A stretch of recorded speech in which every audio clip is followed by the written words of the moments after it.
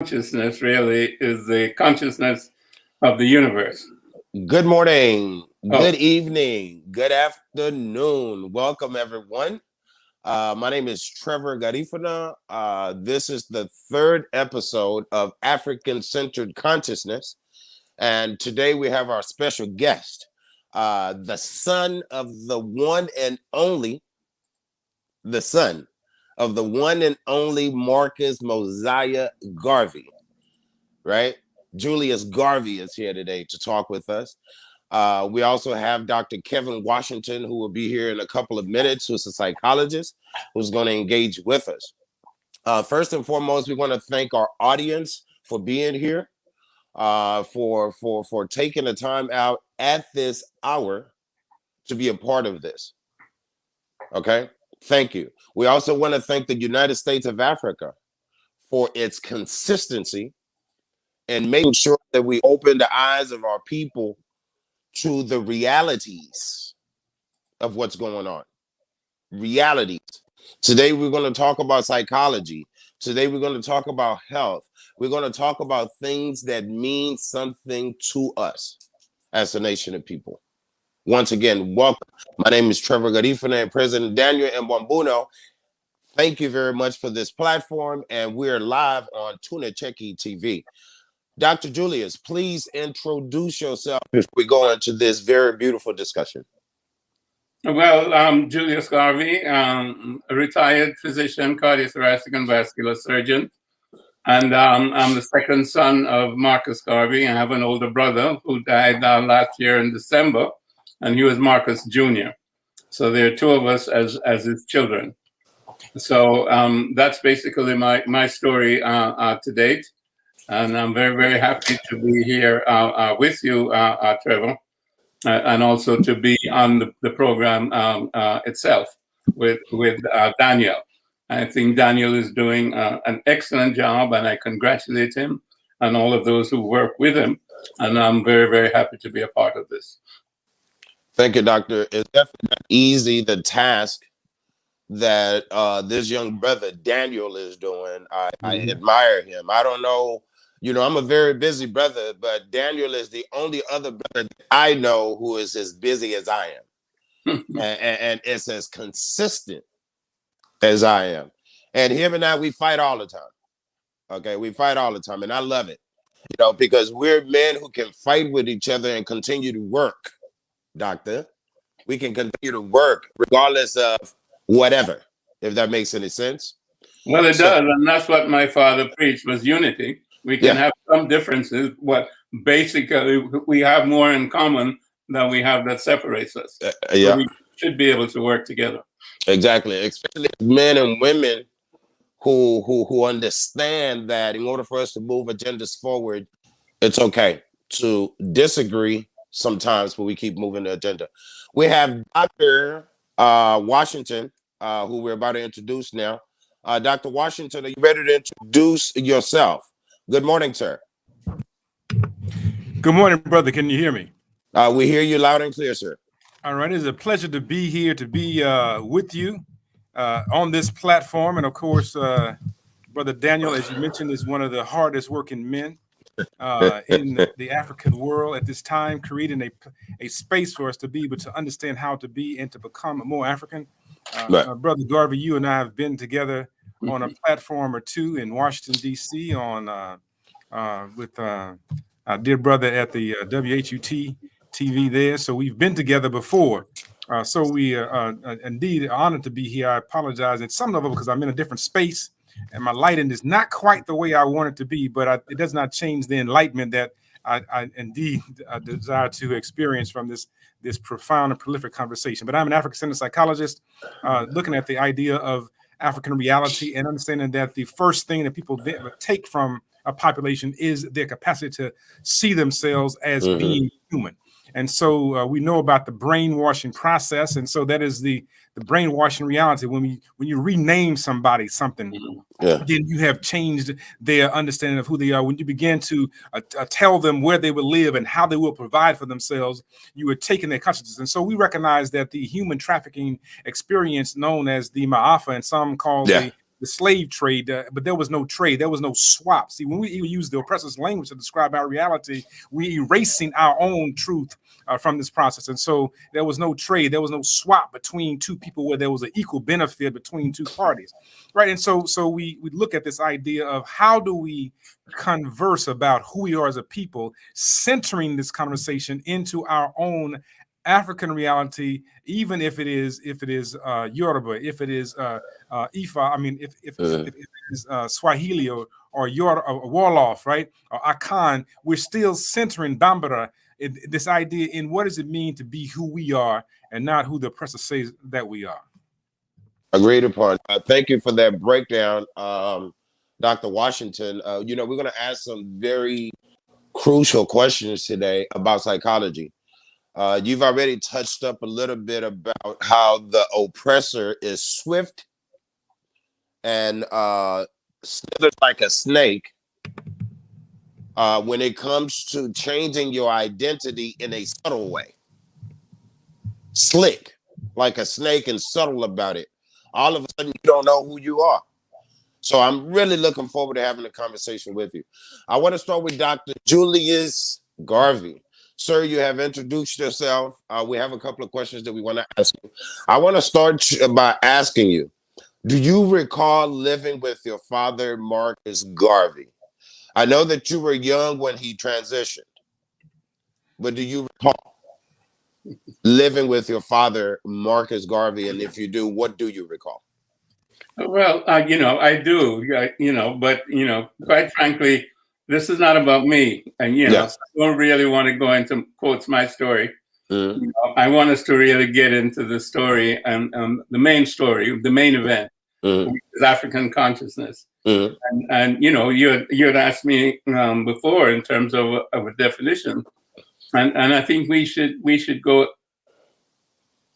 into that. We're going to go into it. We're going to go into it. We're definitely going to go into it. We're not here to make this about Marcus Garvey. We're not here to make this about... it's okay about Marcus Garvey. Not about Julius Garvey. No, I'm with you. We're not going to make it about Marcus or about Julius, right? But a lot of people don't know you, right? Yeah. Don't know of you, but we know of your father. So I want to ask a question that an everyday individual might ask. You, once we get a chance to meet you, do you recall living with your father, Marcus Garvey? And if you could just share with us what you slightly remember about that experience, and we'd go straight into it, because that's the only question that I'm asking that has nothing to do with African-centeredness. Okay, basically, my memories are of us being in England. We went there when I was about 3 years old, and my father moved from Jamaica with the family to England. He went first, and he brought us over there afterwards, but basically in 1935. Mm-hmm. And I was very much a youngster, and I remember him, in terms of usual things around the house. So, myself and my brother playing, my father being there, watching us, and being solicitous of us, falling, etc., playing with us in the backyard, throwing snowballs, taking us out to the theater, the movie theater, buying ice cream, those sorts of memories. Thank you for sharing that with us. And again, this is not about that. Thank you, Dr. Julius. So the question today is going to start off with African-centered consciousness. Dr. Julius, Dr. Washington, same question is going to go to the both of you. What does African-centered consciousness mean to you? And how should we as a nation utilize this consciousness? Dr. Julius. Well, it's really, really, a huge topic. Dr. Washington knows this. And it's difficult to paraphrase it per se, to do it justice, because basically from the African perspective, consciousness is primary. The entire universe is nothing but conscious energy, which expresses itself in different forms. Mm-hmm. So consciousness is without limit and is therefore complete and all pervasive. That it is omnipresent. Consciousness as a word describes its ability to be aware. And this is the sense in which we use it in everyday consciousness. But awareness is only one aspect of consciousness. Our ancestors call this Amun. And we're going back now to Kemet. And I think it's important to go back to the source of our understanding, the source of our wisdom, the source of our culture. Because as Dr. Washington said, it's expressed differently by the Bambara, by the Ashanti, by the Yoruba. But it's the same African-centered consciousness. So we need to go back to that. Our ancestors called that awareness Amun. Another aspect of consciousness is power or energy. This is the power of self-revelation and self-manifestation. And this is omnipotence, the supreme power. Our ancestors call this power Ra. These are like two sides of the same coin, inseparable. The third aspect of consciousness is knowledge or wisdom, the knowledge of the totality of being. So that is existence itself, absolute reality. So you have two sides of the coin, but you have the knowledge of the two sides of the coin. So it's the knowledge of all things that are intrinsic to existence. Our ancestors call this aspect of consciousness Patah, P-T-A-H. And so thus we have the three fundamental aspects of existence: awareness, which is Amun, power or energy, which is Ra, and knowledge, which is Patah. The three that are one. And this is the first Trinity. And of course, as we have been saying, we use one word for this. We call this consciousness. But this source is present in all things, big or small, animate or inanimate, to a greater or lesser extent in the multitudinous different natures of created things, according to the will of the Creator. Now, our ancestors call the divine will Atum. So we have the universe, we have pure consciousness at rest in itself, complete in boundless space, as the totipotential absolute reality from which the universe will be born. For there to be any activity, it has to be preceded by will. For creation to occur, universal energy, which is Ra, has to be activated by will, which is Atum. And so we have Atum Ra as the doer, is unchanging and a totipotential essence. So manifestation must proceed from this. I think I could stop there in terms of a definition, and because it's a two-part question, but I think we need to deal with the definition initially and then how it manifests itself in perhaps human consciousness, if that's the direction in which you want to go. Thank you, Dr. Julius. A thorough breakdown of that. I don't know what that leaves you with Dr. Kevin Washington. Please, African-centered consciousness. And when I say, what does that mean to you? Not just per definition of the word. What does it mean to Dr. Kevin Washington? Sir, Brother Gadarfuna, Dr. Garvey was very clear in articulating the conceptualization of the African cosmogony, the African cosmology coming out of the construct of ancient Kemet, to talk about the dimensions of self-knowledge and awareness, the idea of power, the idea of being aware, understanding the idea of Amun, Ra, Patah, understanding the idea of Septepi, the first thing, the knowing, the utterance, Husia, understanding the idea of voice. All of these things are elements of what it means to be conscious. When we talk about the idea of conscious, we have to begin, as our brother Dr. Garvey stated, this idea of being aware. Aware is having some particular perception of something that is in your purview. It could be a sensation of being aware of the light or the coolness on your body, but also there's something about an awareness of your internal essence and or being. The idea that when you say that I'm going to be by myself, the question is, who are you beside? There is an awareness that there's something within you that's greater than yourself. The idea of not only being aware of sensations, but the internal reality, but understanding that you are connected via generation. So we talk about among the Zulu, talk about Ubuntu, this idea that our humanity is tied to one another, that my awareness says that I'm not just simply here, but I'm also connected to something else. Among the Congo, they talk about being a trifold being. That is that not only are we here present, but we also past and we future at the same time. Right. So when you talk about the idea of awareness, a mother that gives birth to a female child gives birth to her grandchild at the same time. The awareness is that the woman gives birth to her grandchild because the eggs that were inside of the baby that was carried in the grandmother was the eggs that become the grandchild later. So the idea of awareness is that I am connected on multiple levels. The idea that I'm connected, not only am I connected on the physical plane, but I'm also connected in the spiritual plane. Talk about among the bomber, they're calling God clay, but the idea of Daya, the part of the self that is here in the physical realm and also the spiritual realm at the same time. So this idea of awareness in an African perspective suggests that I have multiple layers of existence at one time, that I'm not only here, but I'm also back there, and I'm also in the future. If you talk about even the terminology, the word woke, right?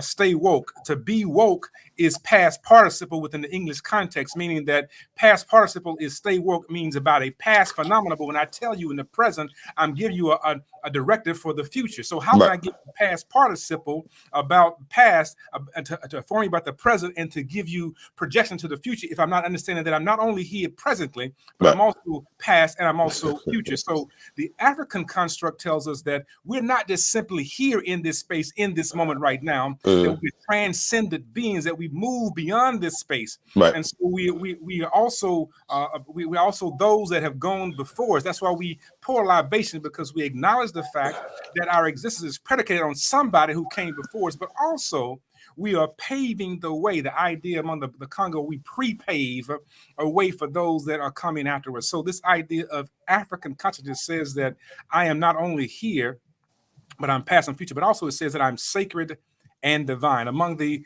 ancients of Kemet, as Brother Julius was saying, Dr. Garvey was saying about the committed thought, and I'll close on this one. They would say that everyone would have to repeat every morning Anuk Asar, which says, I am divine. Anuk Asar says, I am divine, which means that there is something inside of me, this spark that is divine. If you understand that when the sperm cell met the egg inside of the womb, in the place of darkness, scientists tells us that there is a spark of light that comes out. Where does that light come from? That light comes then from the divine. So when they said in Kemet, Anuk or Sa, they were saying that I have the light of Ra, I have the light of God within me, and therefore I can move forward.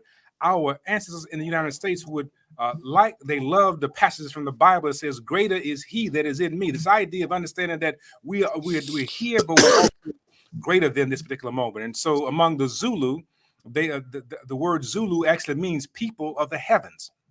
So there's the same idea of being divine. And so we recognize that we are gods on earth. So this is the idea of African consciousness, as Dr. Garvey was pulling us into this idea of understanding that we are aware, we have power, and we have knowledge because we are sacred and divine. We are past, present, and future. And more importantly, we have a transcendent consciousness to do good, to be good, because we have to be responsible for those that are coming after us. Agree part. I want to quote Dr. Amos Wilson. Once upon a time, he had a talk on the legacy of Marcus Garvey, and Dr. Amos says that the foundation of wisdom rely on the knowledge of the self. And Dr. Julius spoke of awareness. Dr. Washington, you spoke of awareness, right? And then Dr. Wilson says the lack of knowledge and amnesia are pathological. Dr. Julius. So before we go into how do we utilize this African-centered consciousness, we speak a little bit about that this lack of knowledge of ourselves that has put us in this rut that we're in. Dr. Julius. Yes, I think that's very well said. And the quotation from Amos Wilson, he's just a fabulous, was just a fabulous psychologist. I mean, he hit everything, you know, the nail on the head, so to speak, over and over and over again. And for anybody listening, you know, read his stuff, you know, African-centered conscious, black on black violence, etc., etc. Right. So basically, you know, as Kevin was saying, we get to the point where there's an evolutionary process as the divine creates out of himself the many things, and one of the many things is us, and you know, out of the forces that are intrinsic to divinity, and I'm not going to go into them because I don't want to confuse anybody by more Kemetic names than I have to use, so to speak. But what we end up with, and again, as Brother Kevin said, is Ausar. And Ausar is, shall we say, the image of the Creator in us as a human being. In other words, Homo sapiens sapiens. And that's why we have to go back to Kemet. We have to go back to the continent, because that's where Homo sapiens sapiens came into existence 200,000 years ago.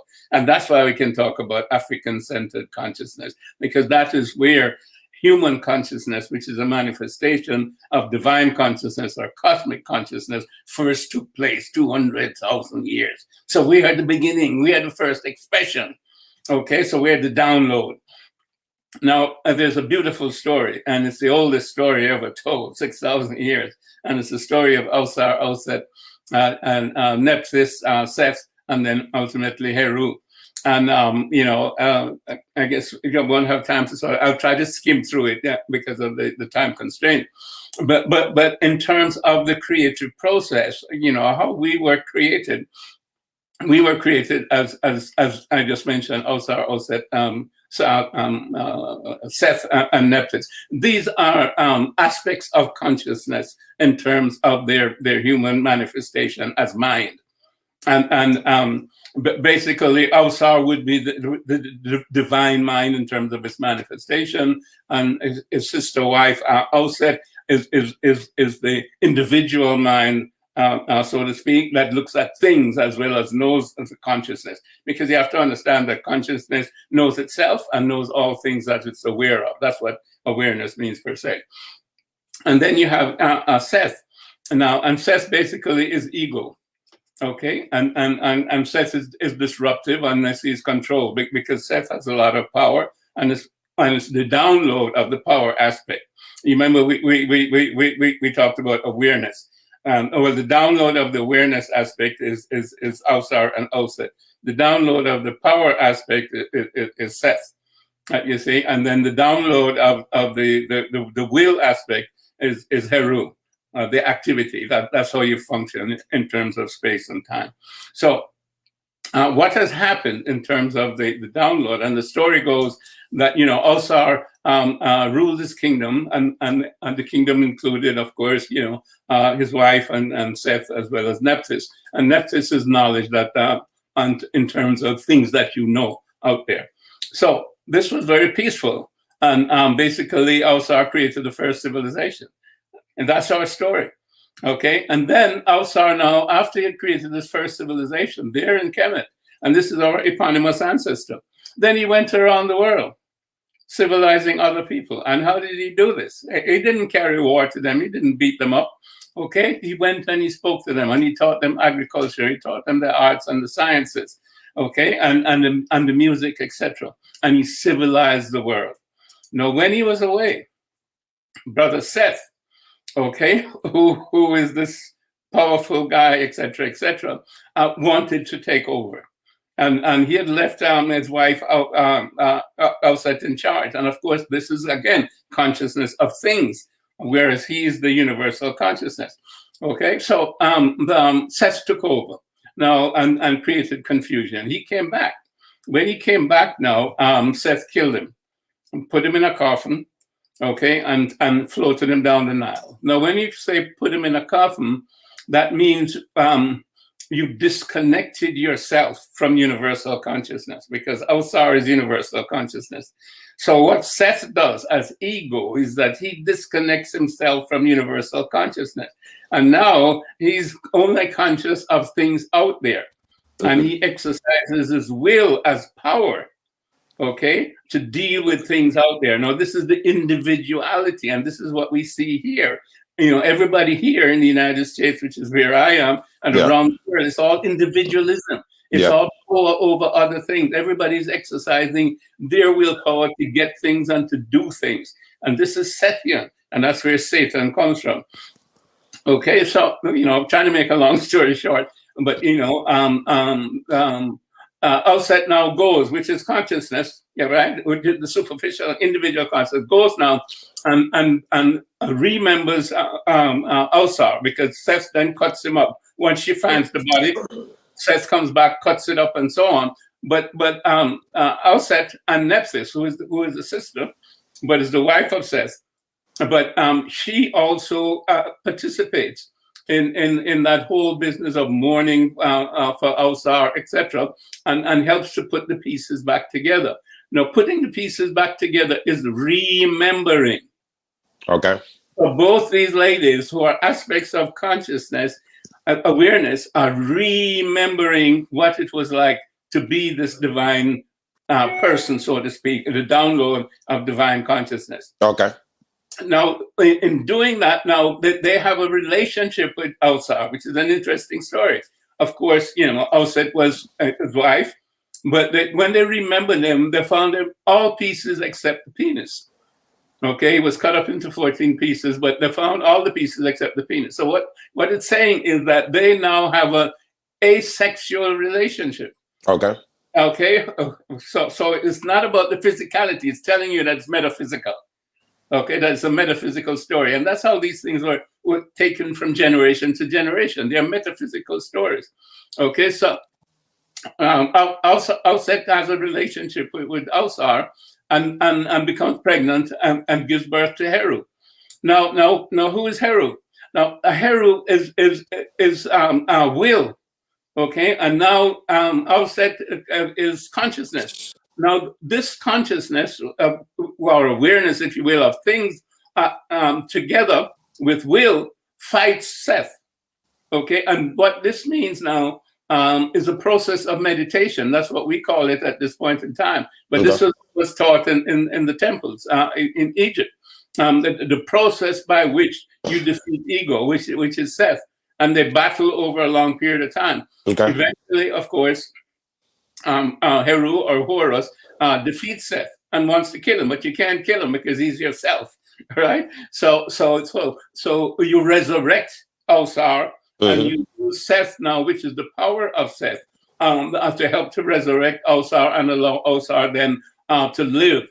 But in resurrecting Ausar, then Heru now sits on the throne. So this is a process where there was the download of divine consciousness, universal consciousness, got trapped into individual consciousness, okay, and ruined everything, created chaos. Okay, but then there's a process of an ability to reverse it through a meditation process, okay, which comes from remembering an awareness of who you were, and also from teachers who would teach you, you know, who you were, etc. And over time, then you are able to defeat ego and resurrect your divine self. And then this divine self now is able to be active and sit on the throne, which is the throne of your own life, and direct your own life. So this is that story in as hurried a fashion as I can do because of the time constraints. So we have divinity. We are made in the image of God. Yeah. We've forgotten. Plus the fact that our culture then encourages us to forget. Right. Because the culture in which we live, which largely at this point in time is a Western culture, which does not believe consciousness is primary, believe consciousness is secondary. Right. You see, so the only consciousness that is allowed is a consciousness of physical things. You're conscious of your body, you're conscious of your ego, you're conscious of things. But that's a superficial consciousness. It's not the divine consciousness through Okay. which you would understand the unity of everything, because consciousness is oneness. There's no border to consciousness. You see what I mean? So when you can express that consciousness, then that is where you get to ma'at, which is the unity of everything, the harmony of everything, and the interconnectedness of everything, and justice, etc., etc. And that, kind of briefly is our Kemetic story, which brings us, to what we have to recover from our past and from our history and from our understanding, as was mentioned, of our cosmogony, our cosmology, and our metaphysics and our philosophy. Right. All right. Thank you, Dr. Julius and Dr. Washington. I want you to piggyback. Dr. Julius always give us a lot, right? And thank you for that. Dr. Kevin Washington also said that the black man's lack of knowledge of himself was deliberately induced. Okay, so remembering that Dr. Julius is talking about is the phase where we're at. We're in the remembering process, which is going to lead to ma'at, unity, ultimate unity. As a psychologist, Dr. Washington, what does that mean, this remembering process, this coming out of this ignorance that was deliberately induced? And that's a very powerful question. Thank you, Dr. Garvey, for again sharing the depths of knowledge of the Kemetic worldview of understanding Asar, Set, and Heru, and others. And so I would also join in with Dr. Garvey by saying that if you have not, be sure to pick up Blueprint to Black Power by Dr. Amos Wilson, and again, African Consciousness and Black on Black Violence. These are very powerful books. Dr. Wilson was a Jegna, for want of a better word, than mentor of mine. I actually met him when I was finishing my doctoral work in Washington, D.C., and he was in New York at the time. And I remember when I was preparing to really just stop this whole PhD process because it was foolishness, and received a phone call from him on that day. And there was no way that he could have physically known what I was going through, what I just gone through on the internship. Yeah. But in spirit, he gave me marching orders, and he said, remember to do this. And he gave me things to do. And I was wanting to complete my graduate work and go and work with him. At the time, he was about 3/4 through with the Blueprint to Black Power. But I wanted to just go and be in his presence, right? But the idea then of consciousness and awareness speaks volumes here, even in that story. As I thought about it, I had not thought about it like this until right now, that what gave him the insight to reach out and to call. Probably was the first and probably only call that I received from him outside of me trying to initiate something else with him. So what was that about? And that was, again, the idea of awareness and consciousness, that we are not simply here, that we are beyond here. And so he planted something within me to consider. And I asked the question, did he have any awareness that within a few months he would be dead, right? How did it physically not hear? Like, how would he know to do that? And so these are truisms that we can speak of. And so Dr. Amos Wilson is, again, a person that I admire because of his scholarship, his intellect, his insight. And I'd like what he says also about all history is psychohistory. And so what you speak about, Brother Garifuna, is this idea of how can you transform someone's awareness of who they are through a historical depiction of what you want them to become, right? So when you begin to recognize that the retelling of a narrative of a people becomes inscribed in their minds, and that becomes a part of their identity.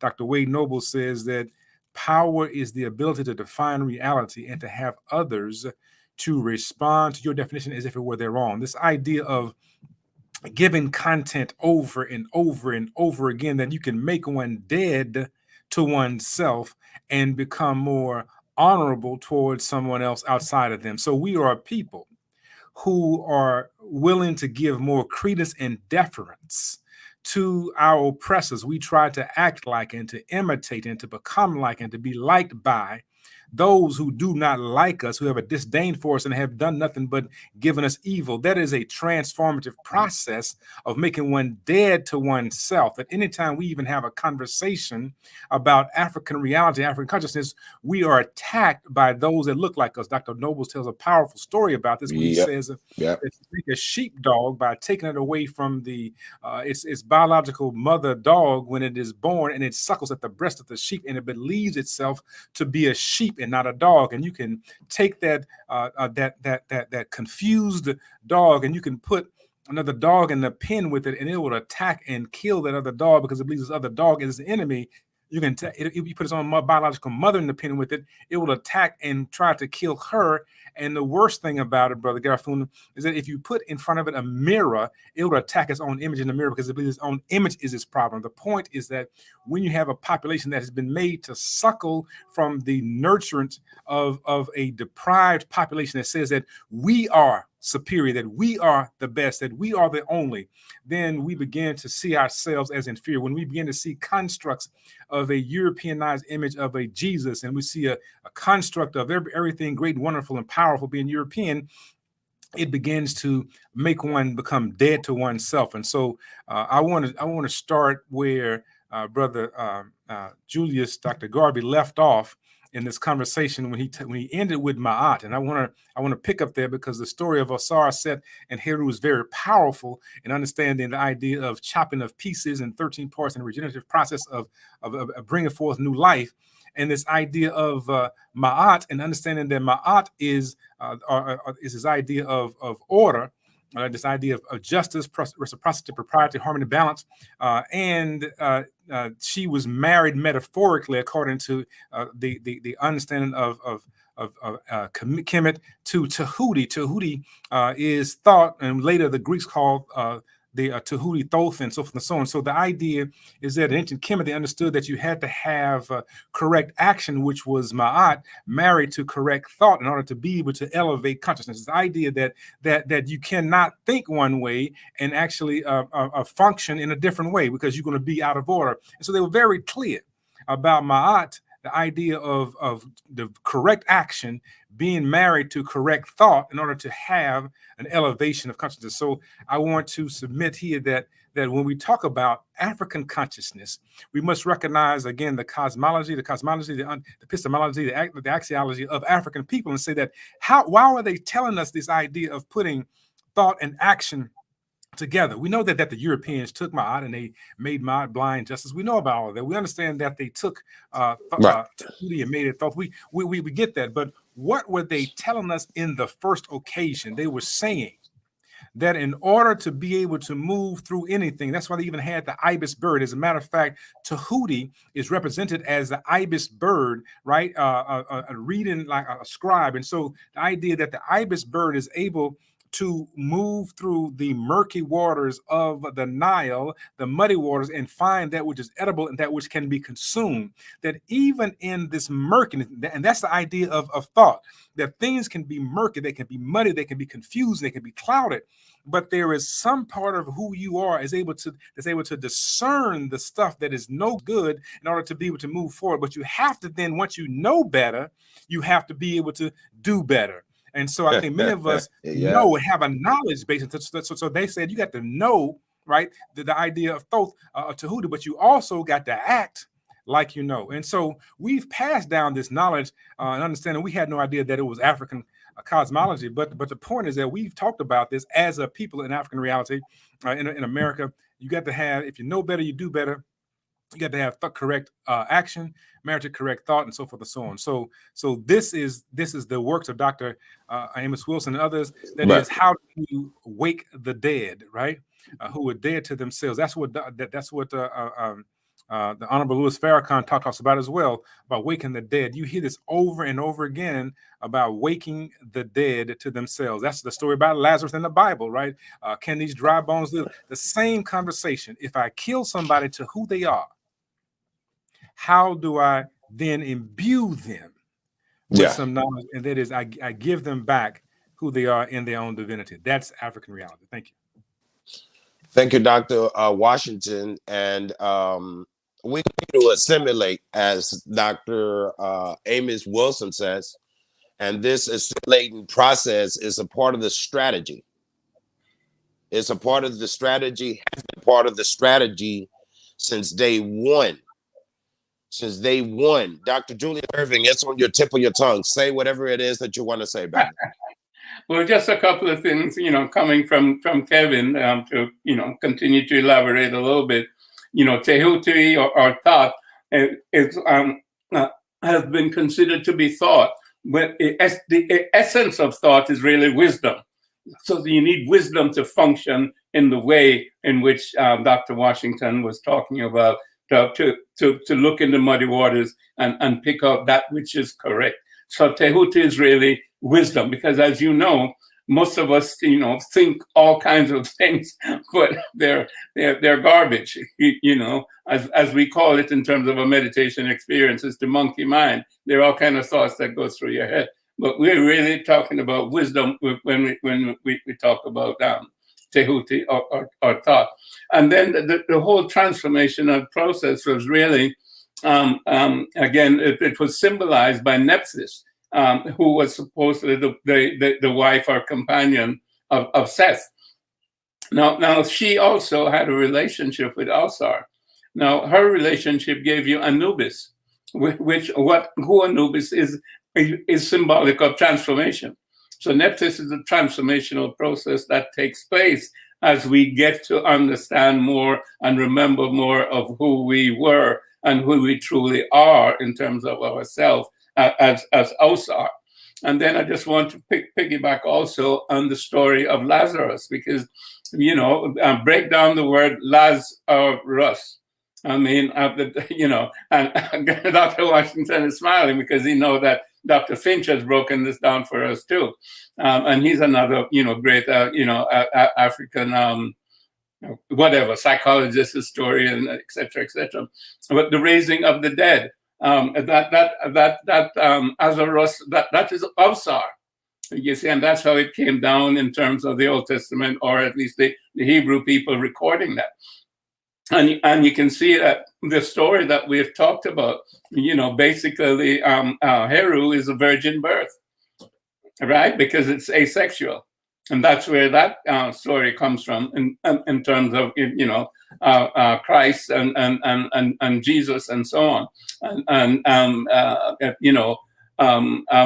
The anointment, of Osar in terms of the remembering and the first mummification, covering up and put together his pieces. That is all in terms of Genesis, etc. There was darkness and there was light. I didn't get into all of that, but there was formlessness and there was form.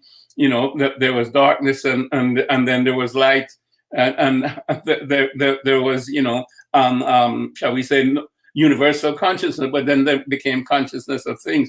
All of that came out of, again, you go back to say Hermopolis, and I don't want to get too much into the Kemetic, cosmogony, but it's all there, and it has been used by other people who came in contact with Egypt and used it, but did not necessarily understand it fully.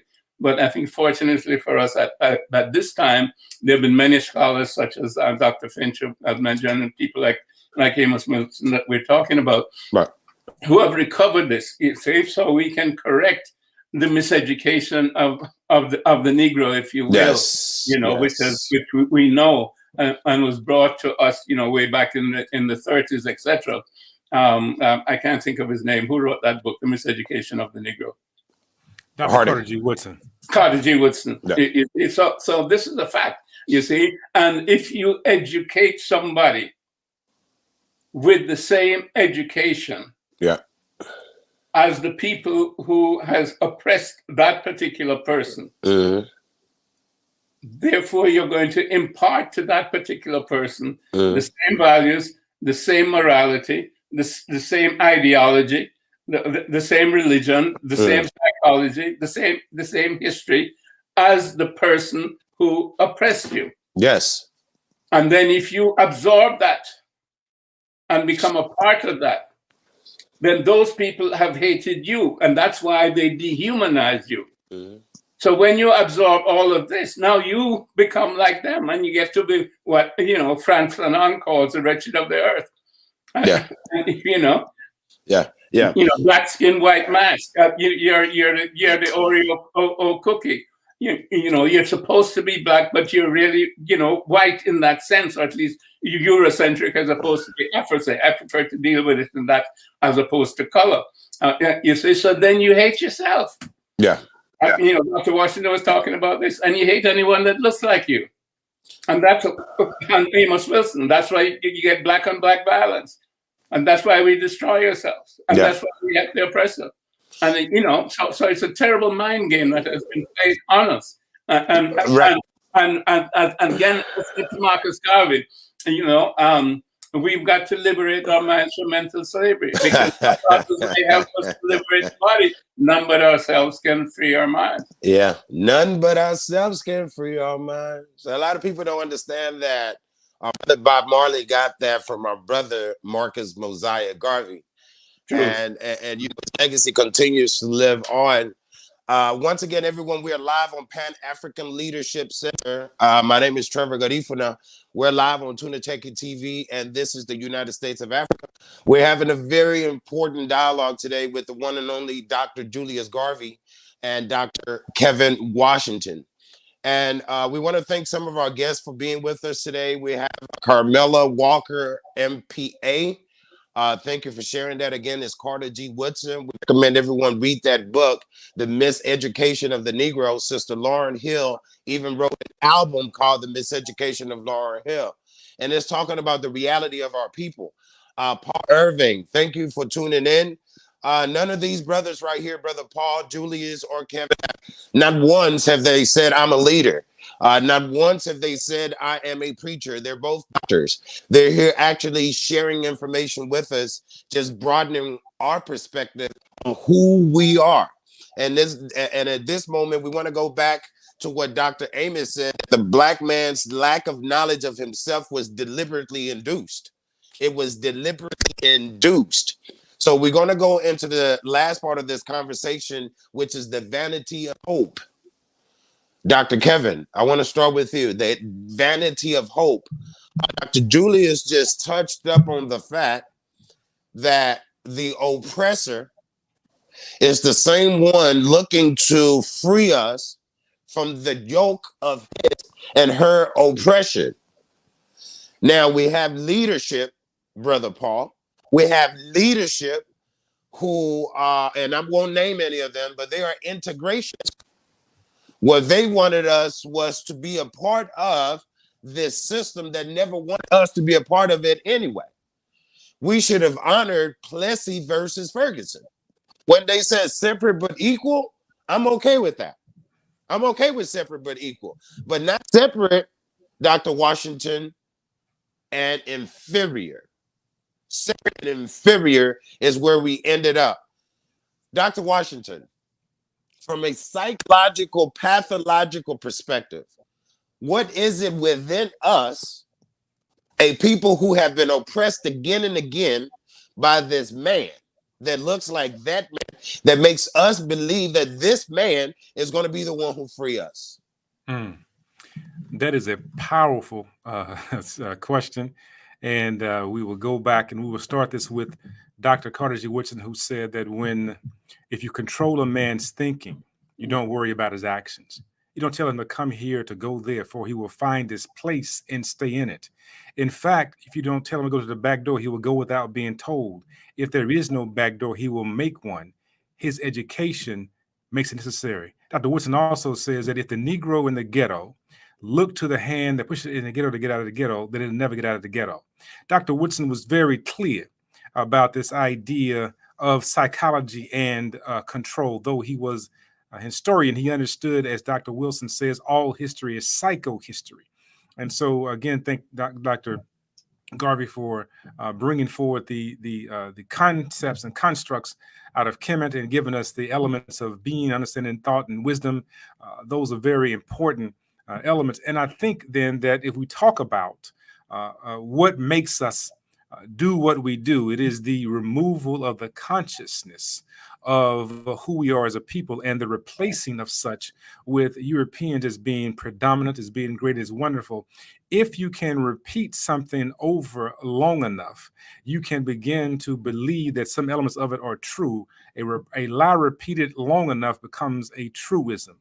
For example, we believe that somehow that there were 13 original colonies in this country called the United States of America, and that is based on some New England construct. But if we go back and look at the narrative that Dr. Garvey told us, we know that Asar was chopped into 14 pieces, and that Asar and Aset could only find 13 of the 14 pieces. And so in reality, the idea, the foundation that is called America is predicated on the knowledge that came out of ancient Kemet and or Africa. And so the 14th piece that they were able to construct, the idea that he mentioned about the Immaculate Conception idea was the piece called the Tekon or the obelisk among the Greeks, and that this was the regenerative piece, the idea of cosmic consciousness, the idea of a seed. And so this seed looks like what's now this thing called the Washington Monument in Washington, D.C. And if you look at the reality that the United States is comprised of 13 colonies, but they had a 14th piece in the center called the District of Columbia, and they tried to place in the center of it the obelisk, meaning that use African consciousness. And it looks like a penis. And it looks like a penis, right? A penis. That missing penis. It is a penis, and so it is the idea of regeneration and a new nation. And now that you said that there is no building in Washington, D.C. that's bigger than the white penis. There are no skyscrapers in D.C. because there can be no building taller than the white penis. Now let's tie this into what you said, and I'm going to close out. How do we get there? One is that the iconography and imagery that is told along with narrative. So the white phallic symbol is one of those symbols that is utilized to tell us that there's nothing greater than that which is white. We get narratives within religious practices that show us a Europeanized image of a Jesus, a Heru, or a Yeshua, right? And so we begin to identify that the highest form of religiosity and divinity is associated with Europeans. And if I cannot see physically God, but I understand that Jesus is the Son of God, and I know that I am the son of my Father, and my Father and I look alike genetically, then I begin to suggest that somehow Jesus being white has to look like his father who is white. Now, if I'm a child and I can't get that way, I understand that there is Santa Claus or Satan Claus, the idea that there's this white man that can travel around the world in an entire day. So this Santa Claus image is a white man. So Jesus is white. If Jesus is white, Santa Claus is white, and God got to be close to God, Santa Claus, because Santa Claus can travel around the world. He knows what you want, and you have to be good to him at all times. The same thing that people tell you to do in church. And the other part of this is that he knows exactly what you want. All right, they look at this. So he's all knowing. Yeah. He can be around the world in one night. He's omnipresent. Yeah. And on top of that, he has this capacity to command 8 tiny reindeer to lift up and to fly him all over the entire world. So he is omnipotent. So the same qualities that people are giving to a God construct and then tied into a Jesus reality, a child can see it physically, anatomically in a Santa Claus. Even if you dress up a brother Julius in a red suit and have him be there, the child will not want to go to him as Santa Claus because he's not the real Santa Claus. So the idea that these narratives that we're told, right, through stories, iconography, and imagery, begin to set into place a feeling, a notion of African inferiority. Right. What Dr. Garvey is saying, recover, remember, right, to join back, right, to our consciousness, who we are, our true narratives, and begin to remove those things, have an ectomy. You understand this, Dr. Garvey, right? An ectomy means a removal of something. You have to have an ectomy of something to be able to then have the real thing put into that idea of a transplant or we're a grafting into the thing so that you can have growth and development. And Garfield, I was not going to go here, but that just came to mind. to me is that when I was in Nebraska, and I was teaching there for one summer, and I moved around with the horticulturalists, and they showed me this bush. And this bush looked like a tree that was right next to it, but the bush was shorter. And they says, do you know how we got this tree to be dwarfed like that? He said that, do you see that shrubbery over there? When this tree was a sapling, we cut the roots from the sapling, and we put the shrub roots onto this particular tree such that it only grew as tall as the shrub would go, though it looked like the tree. And I would tell you this is that the way that you cripple consciousness in a people is that you graft their root system from them. You take that off from them. You give them this demented, this reductionistic discourse about who they are. You put that onto them, and that they can only grow as tall as niggas, bitches, and hoes, because that's all that they've been given is a root system of niggas, bitches, and hoes, and not understand that they came from a population of divine individuals. And so this is why this is so important. That's what Dr. Woodson was talking about. Dr. Nobles and Dr. Akbar and others are saying the same thing. We have to have this demented, diminished reality, and put onto us this original construct of, man, do you not know that you are divine, that you are God on earth? Thank you. And you know, let's go back to Dr. Amos Wilson. Dr. Amos Wilson says the acceptance of reality means the acceptance of yourself. Right? The acceptance of reality means the acceptance of yourself. Dr. Julius, it's on the tip of your tongue. Say it, brother. Well, basically, you define reality. Reality is what you make of it. And if you've been indoctrinated to see reality as your oppressor sees it, then you accept your oppressor's reality. So, as Kevin has been mentioning, you have to get rid of that as a mental construct, so you can get to your own native consciousness of self, your divine self, which is your true self. And then that is how you define reality. Because now when you get to yourself is consciousness as we've been describing it. Right. Okay. And it has no borders. It is one with universal self. So you're part of divinity. Or you can say you're part of the quantum soup, if you want to talk about it in terms of modern physics, the unified field. Or you can call it God, or you can call it Allah, or whatever it is. You see, these are all takeoffs on our original story.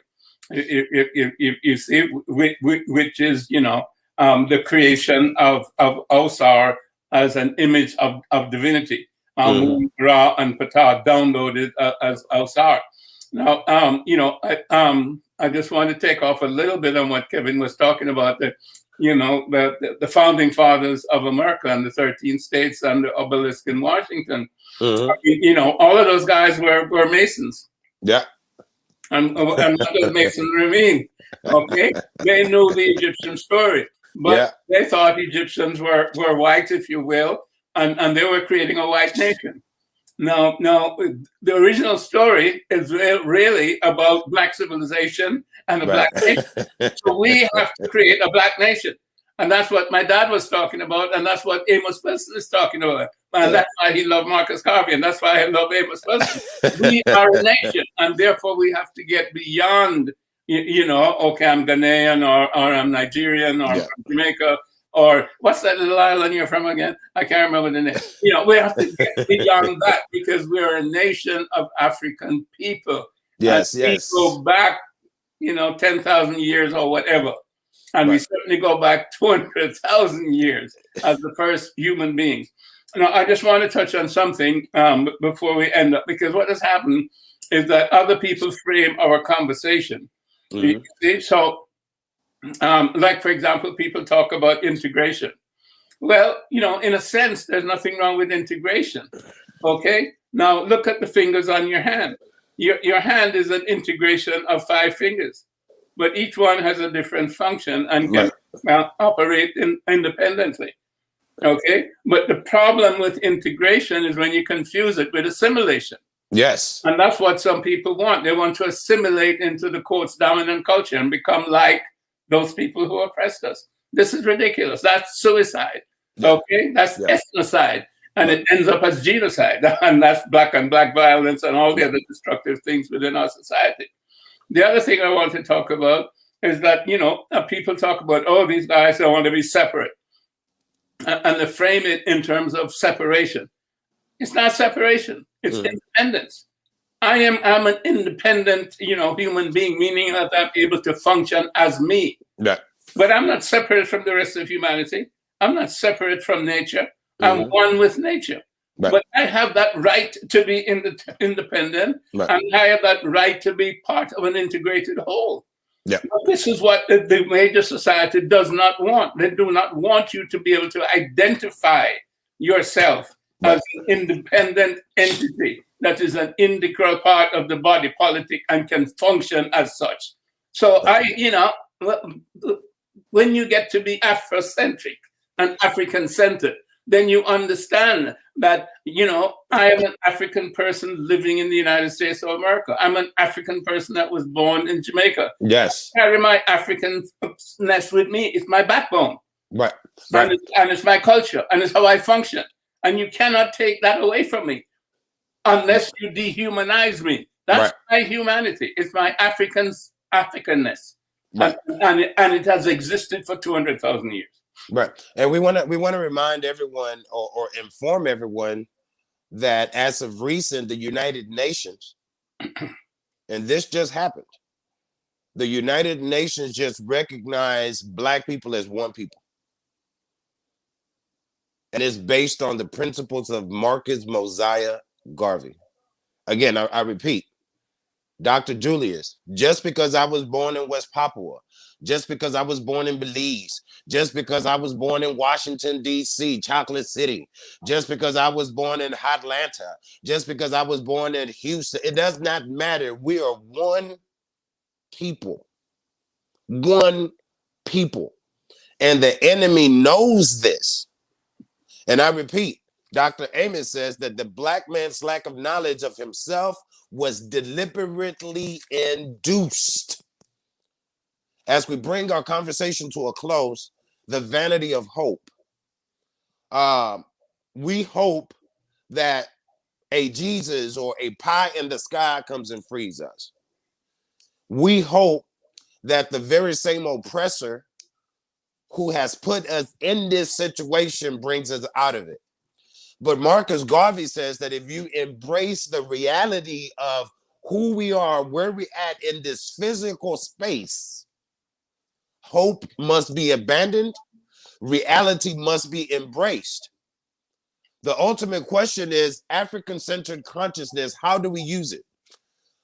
Brother Amos also said freedom, and we're going to start with you, Dr. Kevin Washington.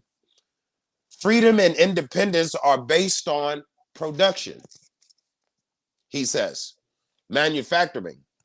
We must produce or outproduce everyone else if we are to not only survive and thrive, right?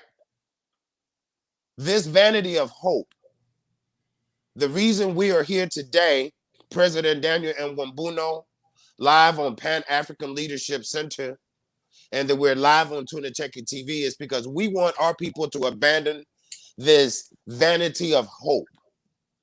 What we want our people to do right now in this very moment is come to the reality of the fact that we are the original people, that masonry comes from the Moors, that science comes from us, psychology comes, everything comes from you and I. When they say nothing is new under the sun, we knew that before anybody.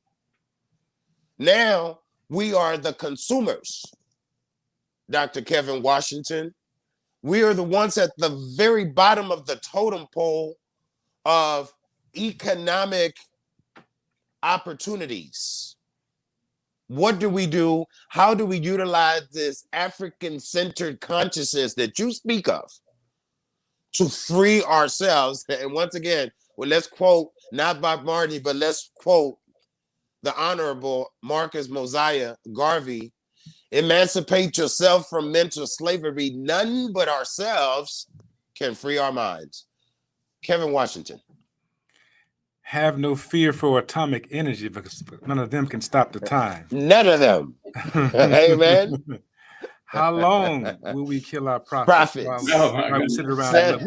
We can all we have is redemption songs. So I mean that's powerful when you begin to talk about the idea of the vanity of hope and the understanding of yourself as being divine. Dr. Fukuyama reminds us that we are a seed of a seed of a seed of a seed of the seed, which means we come from all that has ever been and all that will ever be. We have been conditioned to see ourselves as being inferior. We begin to challenge the various notions of our African inhumanity. The nomenclature that we utilize is an indicator of our belief in our own inferiority. Again, when we use dehumanizing terminology to describe a sacred and divine people, we are now blaspheming a God. And that's a powerful piece, that if I sit up and I call you a nigger, and a nigger is coming from an Africanized version of the word nigger, which comes from the word Negro, which comes from the word necro, meaning black, which comes from the Portuguese word necro, meaning death. Understand, what do niggers do? Now we understand that Niger means dark substance, and so we understand that Niger was something else from nigger. That is important to be able to grasp here. So when we utilize their terminology to describe our reality, we are now bringing forward something that is about death, understanding that it is written that in the beginning was the Word was with God, the Word was God. And also, if you look at ancient Kemet, they mention Medu Nefer, which was about a divine utterance, a divine speech. And so there was understanding that words then can breathe a reality into something and cause it to exist. Among the Dogon, they talk about Nomo, the power of the spoken word, that there is a word from the front, the side, the back, and there is the clear word, so dai. So they were very clear about the idea of the word, and how that ties into the narrative is that whatever you utter creates a reality. They understood that the word had hot, moist substance that was emitted into the universe that created life. And the same thing as hot, moist substance that comes from man into the acidic womb of woman to create life. So among the Dogon, they were very clear that the word has the capacity to bring forth something that is life. We have to be able to challenge the utterances that comes from our mouth, and our mouth then is predicated on what has been placed into our minds. So with a challenge what's in our mind, and then begin to overthrow a belief system of our inferiority. And so when we overthrow that, we have to again then ask the question, now, who are we? And the fundamental question is that we are sacred and divine. Things you have to do. First of all, you have to be able to ask yourself, Frantz Fanon say, who am I? Am I who I say I am? And am I all I ought to be? Right. Very powerful existential questions. Who am I? Am I who I say I really am? And am I all I ought to be? You got to be able to self-evaluate. Who am I? Explore. You have to begin to go into the idea of cultivate, to pull things out and to extract things. You got to be able to self-develop, right? The idea to put something back into the system, and then you have to act like you know. But it's not linear. That's a European construct. You go back to exploration, you go back to cultivation, you go back to the idea of knowledge acquisition and acting like you know, and you're spiraling. Either you're spiraling downward and becoming more grounded like root system, or you're spiraling upward and ascending to a high level of consciousness. But the first, what you have to do is to be able to once overthrow, is to be able to replace that content, and don't reject it, don't vomit it out, right? That's the thing too, right? When you start giving medicine to individuals that are sick, sometimes they want to spew the medicine out, but you got to figure out a way to swallow some of that medicine in order to be able to get healed. And so the medicine that came forward today, if you just slow down and unpack some of the elements of what Dr. Garvey mentioned in the idea of African cosmogony, right? And unpacking the Anubis, and unpacking all of those elements of consciousness, just start to unpack those alone. That will begin to help you to understand that, wait a minute, Europeans did not give us religion and theology, that it came from African people. And how could they do that? Because they based their reality on a calendar system that was several thousands years old. A mark, the Sirius B star, that's like the Dogon people did. And so the calendar moved this way, that they transcended across 7 days, but also that the week had 36, that the year had 36 weeks, 10 days each. And so 36 times 10 is 360. So they understood that there was a circle in process, that things are moving not only in a lunar system, but also in a solar system. And so they were having those calendars to come across one another, that a lunar system would have 13 elements or 13 months. And that idea of the 13, the 12 disciples and Jesus being 13, but you see this happening over and over again in African cosmology, that there's a 12 coming across a 1 transcending into a newness.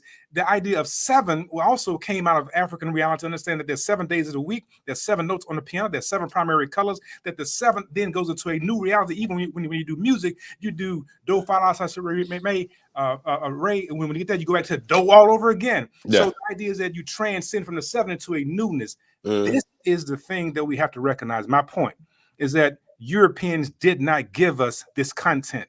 This content is within our DNA. That's why we can rap better than other people. That we engage in musicality, we science better than other people, because we are tapping into something. George Washington Carver, even the work that Dr. Garvey does, better than other people, because we are tied in something greater than ourselves. But as long as we are clouded from that, and I'll close here by saying that the sun never rises and sets. They understood this. The sun never goes anywhere. The sun is always in place. The issue is that either we are turned towards the sun or turned away from the sun, but the sun is always in place. Or the other issue is that there's a cloud that blocks us from seeing the sun, but the sun is never gone. Well, how is that important? It's important because our divinity, our power, our prowess has never gone anywhere. Either we are turned away from it, believing that somebody else has something greater than us, or we are trying to turn back towards it and begin to be blinded by it, or we are clouded because we have these funky thoughts about who we are and who we are not. But the truth is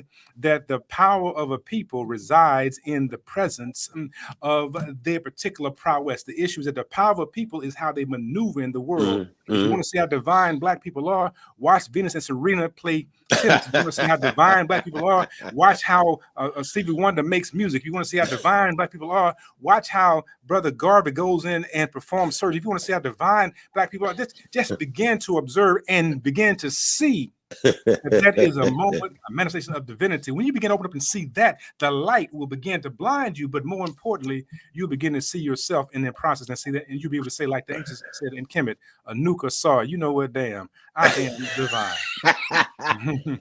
Ashe, Ashe, Ashe. Right now, everyone, you are live on Pan-African Leadership Center. We have our special guest, Julius Garvey, Dr. Julius Garvey, and Dr. Kevin Washington. And right now we're at the point of closing this conversation. And right now we are informing you on what African-centered consciousness is and how you can utilize it to free yourself, right? To free yourself, that we cannot depend on anyone, including your mama. You can't depend on your mama to free you. You can't depend on your daddy to free you. It's going to be you who frees yourself. It's us who's going to do it. Dr. Julius, it's on your tip of your tongue, brother. Say it. No, I'm just loving listening to Kevin. I mean, he's full of so much information, and it comes so easily forward. Yeah. Beautiful. And you were talking about the zodiac and astronomy. And they give all sorts of credit to Kepler, but Kepler himself said, I learned this all from the Egyptians. I stole it from them for the glory of the Europeans. Yes. And if you know the real history, we are the ones that invented everything. Why did Napoleon go to Egypt? And why did he take like 1,000 scholars with him, okay, to learn all that he could from the Egyptians? To steal. And we see it over and over again. Again, we talked about it in terms of the founding of the United States of America. This is all copying what we have done, what we created. And now the problem that we have is that we have been disconnected from our creative source. Our creative source is our consciousness, not the individual consciousness, but the cosmic consciousness. That's where all the wisdom is, Tehuti or Thought. That is, he brings that wisdom to us. So we have to connect to that. So we have to go inside, not outside. We have to go inside, okay, to our cosmic universal consciousness, and then bring that forward. And then we become co-creators, because then we have access to the wisdom of divinity, which is everything, as we talked about in the beginning. Everything is there. Every single thing is there. And there's no such thing as time or space. So you can take your time and investigate that whole panorama of space, if you will, the unified field. And you can go there. And then you can come back with what it is that you want to come back with to deal with the problem that you see in front of you. Otherwise, all you're doing is changing what is already out there. And if you look at a lot of these so-called inventions, all they are is modifications. You change a little something here. Modifications. Yeah. Or you look at a molecule and you change the carbon, atom here, and you move it over here, and nitrogen here, and this and that, and you come up with all these, thousands of different things, and you get a patent. And this is supposed to be an invention. You're supposed to be creative, but that is destroying the planet, because you don't know the whole integrated system. Right. Okay? And you've got to go to your cosmic consciousness now, okay? Because that's where, the true creation will come from. We have been disconnected. A few of us, of course, get there, and we have had our geniuses, etc. But we have to bring us all there, so to speak. And this brings us back to where we were in Kemet. It lasted 3,000 years, and it gives the world everything. All the sciences, all the arts, the basis of everything, government, agriculture, building, architecture, astronomy, everything, every medicine, everything started there. My God. I mean, if our people really knew all of this, and of course we're only touching the surface, but we've talked about some of the great people who have excavated this type of knowledge, and people need to go to that. Because it's all there. We are wonderful people with a great history, the longest history and the fullest history in the world. So there's no reason for us to think of ourselves as inferior to anybody. We are the original human beings, and everybody else, we're the prototype. Everybody else is sort of a copy. So we can feel good about that, about ourselves.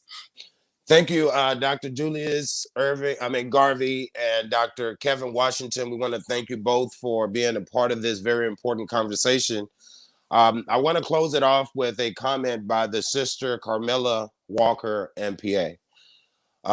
Because again, we are in the process of coming out of, Dr. Julius Garvey said, we are in the process of remembering who we are.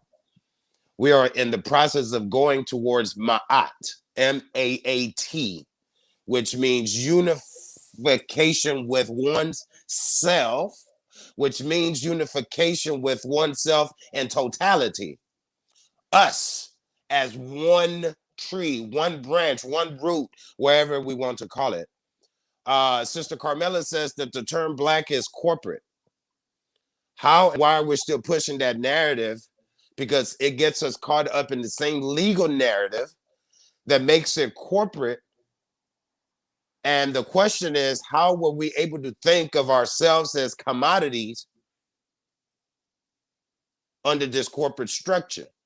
Now, another thing that I want to share with you, brothers and sisters, is the term Afro. And what I'm about to share with y'all right now, I'm sharing with you by the grace of the universe, and I'm bringing it to you from direct experience. The white man introduced the term Afro at a Geneva convention in the 80s. That's when Jesse, that's when the others in my community, a brother by the name of Celio Casildo, brought the term Afro into our community. I want to let you know that in West Papua right now, we want to let you know that in Honduras right now, the government of Honduras, you see my name, Garifuna? Garifuna is a nation of people. A nation of people. The government of Honduras right now, Dr. Washington and Dr. Garvey, want to remove the word Garifuna from the history books. And they want to call us Afro. Why? You see, the Afro is not an indigenous person. The African American is not an indigenous person, which is why you should never accept the term, because anyone who owns an indigenous title also owns one other thing: land. Land. The reason the government of Honduras right now wants to change our name from Garifuna to Afro is because the minute they change our name from Garifuna to Afro, we own 72 territories in the Caribbean. They're going to take all of them. This is strategy. Why they call us Black, why they call us African American, why they call us Afro, it's all strategy. Now, there is a currency in Europe called the euro. Now, when there's a currency called the Afro, that's when I will accept that term. When there's a currency called Afro, like there's a currency called euro. So we are in the awakening process. We are in the process of making sure that our people remember. Julius, Garvey, 1 minute, your closing term. Kevin Washington, we want you to close us with something heavy, with something that is going to psychologically awaken us from this stupor. Julius Irving, your closing comment, and we want to thank you for tuning in today. I guess it's me to go first. Yes, sir. Yes, sir. It's the order. Well, my only comment is to repeat what my father said. We must liberate our minds from mental slavery, because while others may help us to liberate the body, we're the only ones that can liberate your mind. And that goes back to the Kemetic saying, which is know thyself. And that's an internal process that nobody else can do for you. You can get knowledge from somebody else, you can get an example from somebody else, but you have to do it yourself. And that's our problem now. That's why the revolution hasn't really happened, because the revolution is a transformation of the individual. Because when the individual is transformed, then the nation will be transformed. It's only by transformation of the individual that we can come together as a unified people, because we have to get to that stage where we're Osar. It's the Osarian revolution that we're talking about. We have to get to Osar and become Heru. And so we become Heru, heroes to ourselves and heroes to our progeny. So that's my final word. Hey, man, Brother Julius, we just met, but I love you, brother. Let me get Likewise, Garifuna, brother. Hey, I don't waste any time telling my brother I love him. You know, I love you, brother, and I mean that from the bottom of my heart. Dr. Kevin Washington, please, your closing comment.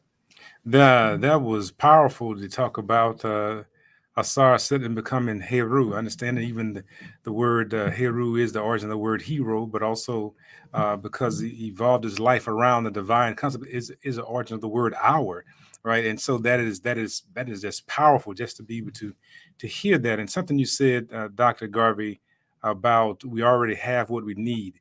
That just reminded me of the storyline that it's a European story about politics in its nascent in its beginning, but the Wiz, Black people took it and modified it slightly differently, the idea of the Wizard of Oz. But I think that the overarching construct in this speaks to us, Brother Garifuna, and that is that this person was on this pathway to find something, and this person left with a dog in hand named Toto. And so she comes to the scarecrow, and the scarecrow is saying that he wants to go with her because he wants to find a brain. And he thinks of how to navigate the system to go all the way through to get to Oz. And on the way, they come across a character who says, I want to go with you. I want to have a heart. And so the Tin Man symbolizes the idea of coldness and void of emotion, affect.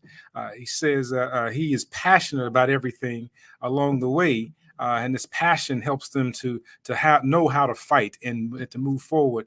But then he wanted to go find a heart. And then the lion, they came across the lion, and the lion wanted to go get courage. And as they ran into danger, the courage of the lion defended their safety, but he still wanted to go to Oz to go get some courage. And so the storyline is very heavy, and we could talk about the narrative about how they looked at the "you can't win" the scarecrows. Start telling the scarecrow on top of the crows to tell them that giving them some knowledge about who he was not. But I want to show you this part of the story.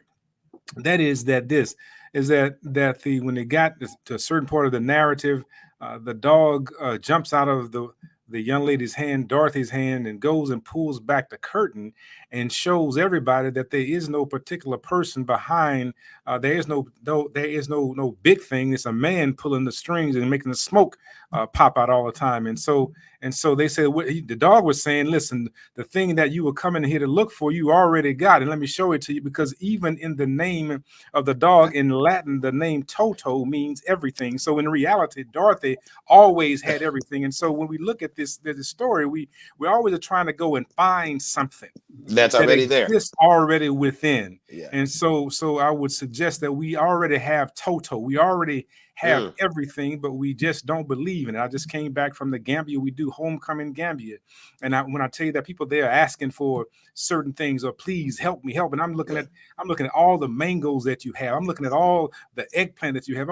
How can somebody be hungry and you got eggplant, you got cabbages, you have bell peppers, you got hot peppers, you got onions growing in one field? Ain't no way you're supposed to be hungry. That if the community just took a eggplant and took exactly right and took the onions and started boiling it down, you would have something. But because we're so reductionist in thinking that we think that we got to get it from somebody else, that we cannot see the power within. And so it is not simply just us here in the U.S. It is a global African phenomena that we have begin to be duped, as the doctor, as brother Malcolm X says, hoodwinked, bamboozled, run amok. We begin to believe that somehow the power is without, but the real power is within. And so you brought this very well home. We talk about it, whether it's Black, African, however we begin to ground the conversation. When we see ourselves as one people, as one nation, right? The idea of one nation, one God. When we see ourselves as that, it transforms everything. You mentioned how the United Nations talked about one people. The challenge that we have is that if I just interrupt for 1 second. One God, one aim, one destiny. There it is. One God, one aim, one destiny. Thank you very much. I could see it. It wasn't downloading fast enough. Thank you. And so when we begin to look at the debt that they suggest that Africa has for the entire world, if we saw ourselves as one people, we recognize that all of the free labor that they were able to garner from Africans throughout the diaspora, actually Europe owes Africa tremendously. If we are seen, we're seen as one people. If you understand that the gold on the crown of the queen's head came from the gold out of Africa, then there is no particular crown, the jewels that are there. If we recognize that the tea that the queen drinks today came from Africa, then even not only the crown on her head, but also the tea that she drinks is African. When we begin to understand that there is no thing called Swedish chocolate. There is no chocolate out of that, because they don't grow the plants. The plants come from Africa. When you begin to recognize that there is no cell phone technology without the Congo and coltan and tantalite, and cobalt, that there is no particular technology called the internet without the Mawali, African man created. There is no cell phone itself without Smiley and Miles inventing it. That Africans have done all of this stuff, and we keep giving over our genius to somebody else to be validated. The reality is that the precious jewels are within. And I'll close by saying this, is that coltan or tantalite is deemed to be the most highly conducted metal on the face of the planet. But do you understand that what is above the ground is in the ground at the same time? So the idea is that as the body that we have here decomposes back into the earth, the dirt, then it becomes a part of what is known as tantalite or coltan, which means in reality, the most highly conducted metal or the most intellectual aspect of being an element that walks on the planet is right here. So we are the tantalite moving on the earth, but we don't recognize that. And we let other people tell us that we're nothing but some dirty coal. But in reality, we are the most highly conducted metal known to man. And when we recognize that, man, can't nobody stop us. That's it. We done. We out. Oh man. You know, let me quote Malcolm X as well. The chicken has come home to roost. Do you hear me? I said the chicken has come home to roost. Cock-a-doodle-doo. Cock-a-doodle-doo. You know? So look, thank you again for tuning in to the Pan-African Leadership Center, where the conversation is African-centered consciousness. We're here to liberate you. Well, again, we repeat, we're here to inform you so you can liberate yourself, because none but yourself can free your mind. And again, we close by quoting Dr. Amos Wilson. Knowledge of the self is the essence of wisdom. Knowledge of the self is the essence of wisdom. And President Daniel Mwambuno, the United States of Africa, Tuna Cheki TV, we're here to simply open your eyes, remove the veils, so that you can see for yourself, just like Dr. Kevin Washington says, you the baddest thing out here. Peace and love. Peace and blessings.